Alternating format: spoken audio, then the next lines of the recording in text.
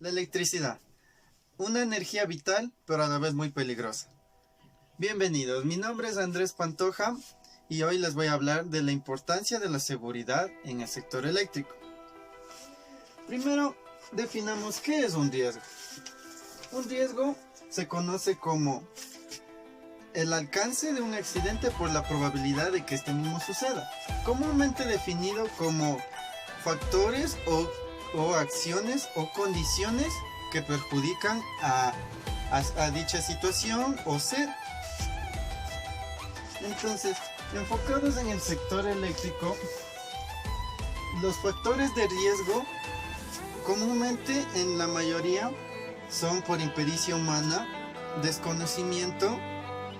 Como podemos observar, las malas instalaciones influyen enormemente en un riesgo eléctrico. Por ejemplo, como se observa aquí, tenemos a un señor que primeramente no está calificado. ¿Por qué no está calificado? Porque no tiene las medidas de protección.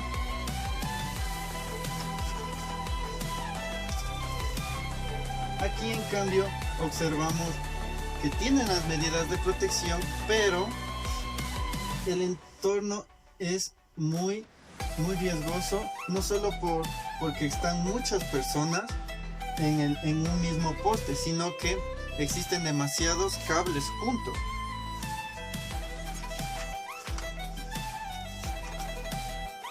Una medida muy buena de prevención de los riesgos eléctricos es precautelar. Por decir, nosotros al contar con niños pequeños en el hogar es un riesgo eléctrico. ¿Por qué? Porque por el desconocimiento que mencioné anteriormente, ellos interactúan con las instalaciones y aquí es lo que nace un concepto, el contacto directo y el indirecto. ¿Pero qué causan estos contactos? Estos contactos efectúan lo que se conoce como electrocución. Pero en sí, ¿qué es la electrocución?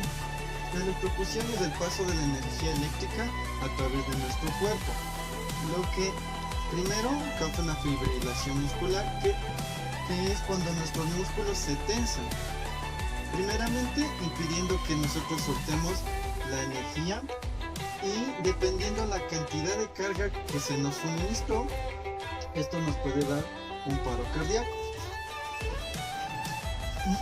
Un técnico calificado conoce el EPP, equipo de protección personal. En estos se usa lo que es el casco, guantes, indumentaria apropiada, zapatos. Específicamente en el campo eléctrico se usan los dieléctricos con punta de carbono. ¿Por qué no usarlos de punta de acero? Porque el acero es un metal y los metales tienen conductividad. El carbono no tiene conductividad, más bien actúa como un aislante junto con la suela de goma. Otro equipo de protección muy útil es tener herramientas aislantes. Por ejemplo, esta herramienta, el mango está constituido para resistir un voltaje máximo de 1000 voltios. También el uso de destornilladores adecuados para nuestras instalaciones que tengan aislamiento en la parte metálica. Ahora llegaremos a algo muy importante, conocido como las 5 reglas de oro para cualquier trabajo eléctrico.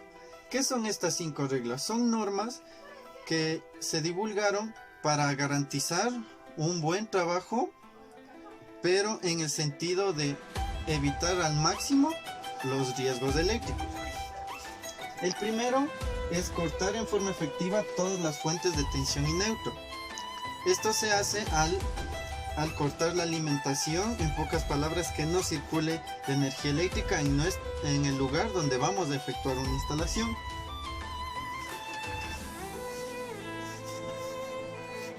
La segunda, bloquear la posición de apertura de los aparatos de corte.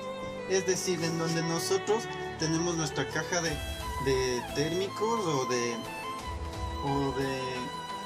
de revisión, por seguridad propia nosotros debemos de asegurar que nadie aparte de nosotros manipule esto, porque en una situación X una persona puede llegar y irrumpir con esta y nos alimenta y puede ocurrir un riesgo eléctrico o un accidente eléctrico.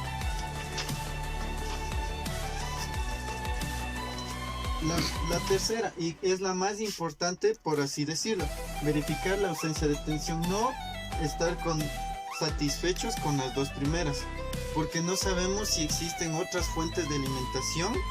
Entonces siempre verificar la ausencia de tensión. ¿Cómo?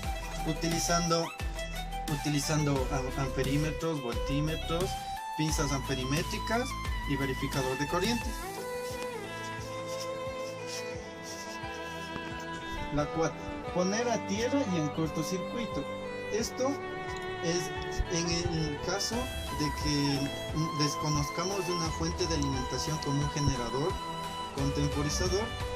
Entonces se podría dar que en el momento X de nuestro trabajo se alimente la línea por este u otros factores. Entonces poner a tierra y en cortocircuito haría que toda esa energía vaya a la tierra y nosotros estemos seguros.